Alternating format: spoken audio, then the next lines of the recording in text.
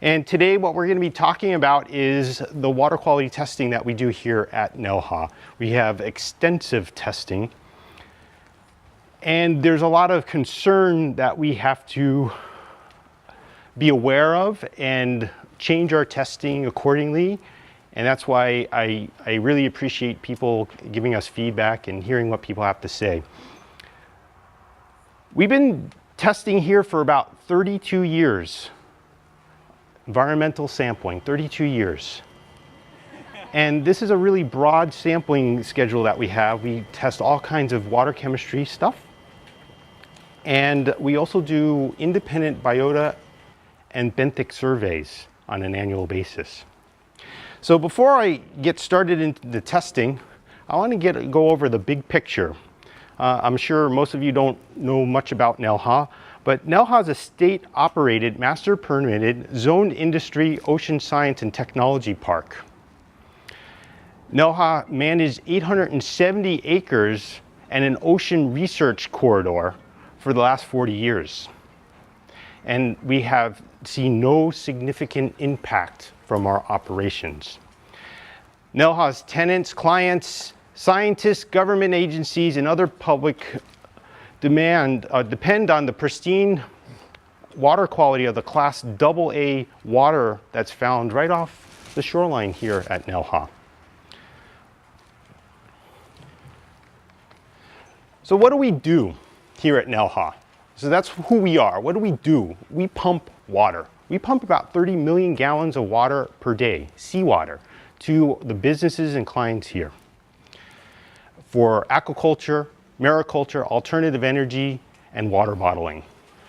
We also discharge about 30 million gallons of seawater at our facility on onshore surface trenches. Yes? Question. How much of that seawater is from land-based wells and how much is directly from the ocean? 100% from the ocean. Okay, thanks. Well, you know that answer. So here's the big ta-da. After 32 years of monitoring, we see no evidence of harmful change to the benthic, the fish biota, and the ankle and pond communities. So what guides our water quality testing is a lot to do with the regulation. So we've been served a couple healthy scoops of what I call compliance alphabet soup. And some of you may know all these little acronyms. I won't go over them, but we have a lot of them that we have to comply with. So this is the facility. We have a map here on the right side. We also sample groundwater. We have 34 groundwater wells here. I believe there's 100 wells in the Keauhou hydraulic unit, but what I think is really interesting is the N number. We've taken, for groundwater samples, over 6,000 samples to date. We've also taken a huge amount of surface seawater samples, 1,282, and just below all that is the analytes that we looked at. The program changes over time. We're very dynamic because sometimes we find some information that says, okay, we're okay in this area, we need to allocate resources to another area. So you'll see here where we were sampling in certain analytes and how long and when we stopped. And we feel that we do an excellent job here through all the monitoring that we have performed in the past. We have an extensive environmental monitoring program to protect the pristine Class AA waters. Once again, our clients here rely on that water. It's not in our interest to damage it. And over the last 32 years of monitoring, we showed no significant impact on the environment. So my final remark is, I believe we have a wealth of data here, a wealth of data. And I think it could be useful in helping guide future direction. And if you're interested in our wealth of data, you can find it on our website.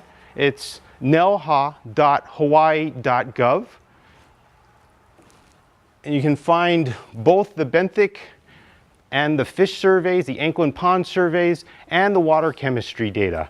Huge amounts of data that's on our website. Any questions? mission and the purpose of this place was to research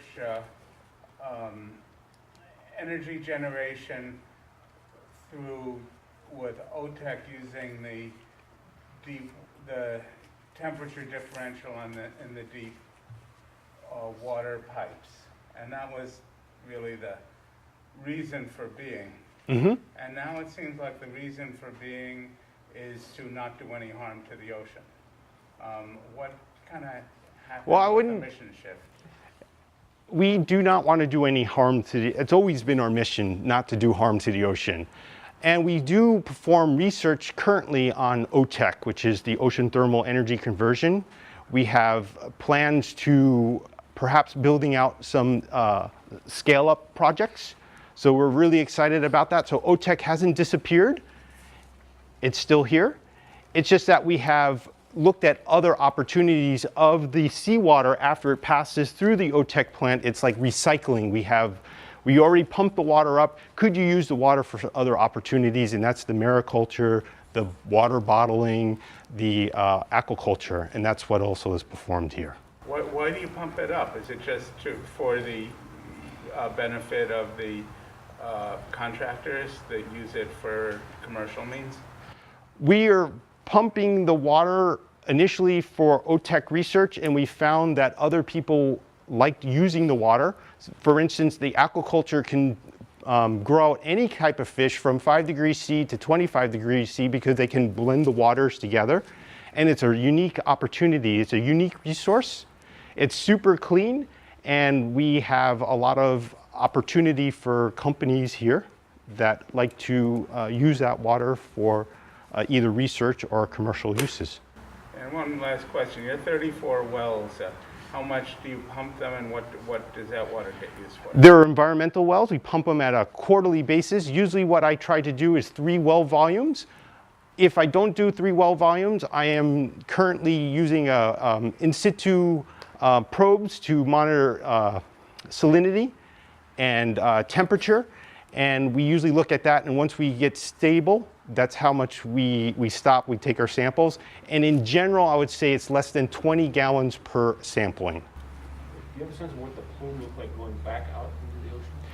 Our sense of the plume is that our water that we're discharging is dense and cold in some cases, and it sinks. So if you're discharging seawater and you're discharging it above the basal lens, it's going to sink through the basal lens and sink into an area where it meets similar densities, and then move with the prevailing flow. If you're looking at the benthic surveys, what we see is that we have about a 2 to 5% increase in coral cover over a year. In general, out at the point, we have 77% coral cover. I usually tell people it grows like weeds out there, but people don't like to hear that. But it's beautiful. We have huge amounts of tourists that come to NELHA to dive off our coastline on a daily basis. We have the manta ray dives out here.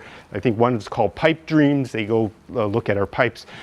They're out there day after day after day. If there's a problem, they tell us. We know about it right away.